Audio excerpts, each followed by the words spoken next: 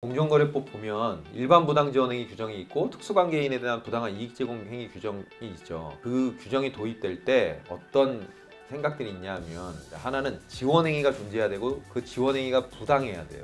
그러려면 지원 객체가 그 도움을 받아가지고 자기가 놓인 시장에서 시장 점유율이 올라가거나 매출이 확대되거나 결과가 발생을 해야 됩니다. 근데 이 입증이 쉽지가 않았던 거예요.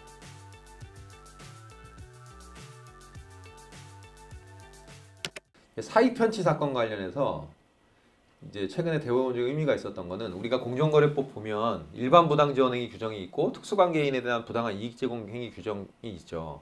특수관계인에 대한 부당한 이익제공 행위 규정에 있어가지고 그 규정이 도입될 때 어떤 생각들이 있냐면, 보세요. 이 일반 부당지원행위는 두 가지 요건을 입증해야 됩니다. 하나는 지원행위가 존재해야 되고 그 지원행위가 부당해야 돼요. 근데 부당성에 대한 평가 기준으로 하나가, 그런 지원행위를 통해서 지원 객체가 놓여져 있는 시장에 경쟁이 저해돼야 돼요. 그러려면 지원 객체가 그 도움을 받아가지고 자기가 놓인 시장에서 시장 점유율이 올라가거나 매출이 확대되거나 뭔가 이런 결과가 발생을 해야 됩니다. 근데 이 입증이 쉽지가 않았던 거예요. 그러니까 그리고 이런 행위가 없는데 특수관계인, 흔히 말하는 총수가 자기의 사적 이익을 도모하기 위해 가지고 계열사들의 물량을, 자기가 지분을 많이 보유하고 있는 회사 또는 자기 일가가 지분을 많이 보유하고 있는 회사에 물량을 몰아주거나 기타 다른 방법으로 유리하게 했을 때, 이 일반 부당지원행위에 있어서 시장 경쟁 저해성을 입증할 필요가 없이 이걸 그냥 제재하고 싶은 마음에, 그 사익편취 규정에 있어서는 그런 요건이 필요 없다라는 채로 정부 입법에서 규정을 넣은 겁니다. 그래서 정부의 생각은, 공정위의 생각은, 사익편취 규제 적용을 할 때는 지원 객체에 놓인 회사가 시장 점유율이 올라갔는지 하는 그런 사정을 입증할 필요는 없어.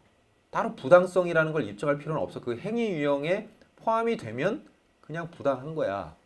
이렇게 생각을 해가지고 정부 입법을 만들었어요. 근데 입법을 하는 와중에 부당하게라는 표현이 들어갔어요. 그 법문에 보면. 그때 그럼 그 부당성이 뭐냐, 의미가 라고 했을 때 우리 대법원이 어떻게 판단을 했냐면, 그런 이익 제공 행위를 통해서 행위 객체가 속한 시장에서 경쟁이 제한되거나 경제력이 집중되는 등으로 공정한 거래를 저해할 우려가 있는 것까지 요구하는 것은 아니다. 이렇게 얘기를 했습니다.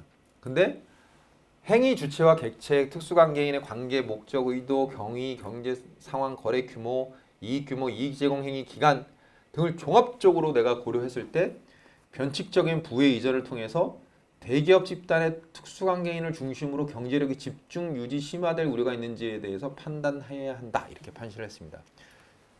그러니까 변칙적인 부의 이전이 있는지, 그리고 대기업 집단의 특수관계인을 중심으로 경제력 집중이 유지, 심화될 우려가 있는지에 대해서 고려가 돼야 되고 여러 사정을 종합적으로 봐야 된다. 이렇게 판단을 한 것입니다.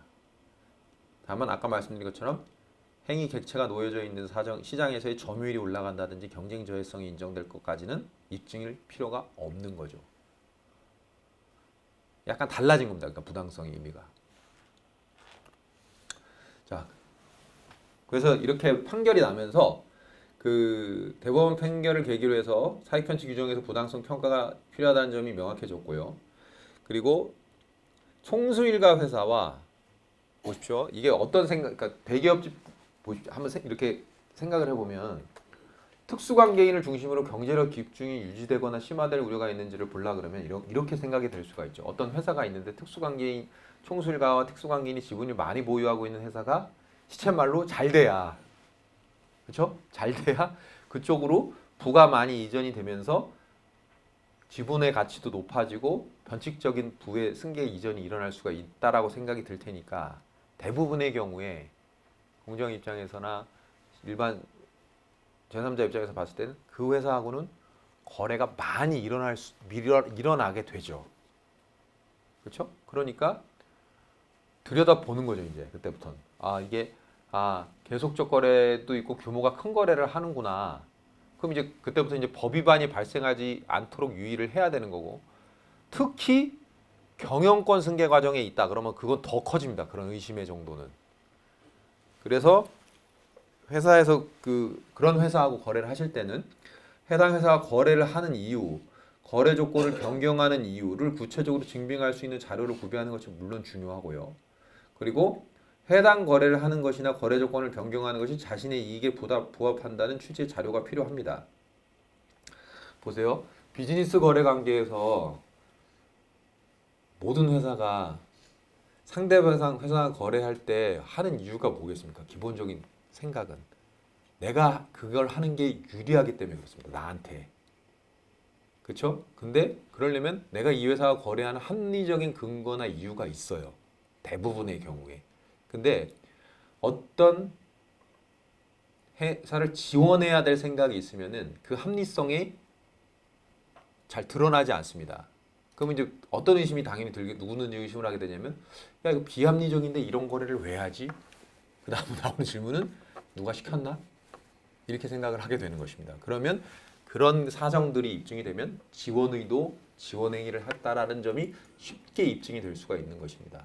그래서 반대로 그런 오해를 받지 않도록 하기 위해서 또는 우리가 계열사 간의 거래를 조금 더 컴파일 체계 중에서 면밀히 정리 판단 차원에서는 그 회사와 거래하는 이유가 그리고 충분한 조사와 점검을 통한 그런 점검 이런 것들이 당연히 필요한 겁니다. 그리고 거래 조건을 설정함에 있어서도 정상 가격을 파악해서 그 수준에 맞게 거래 조건을 설정을 해야 되고 만약에 가치평가를 하기 되게 어렵다 그러면은 회계법인한테 가치평가를 의뢰해서 객관적인 정보를 확보해 두는 것도 필요합니다.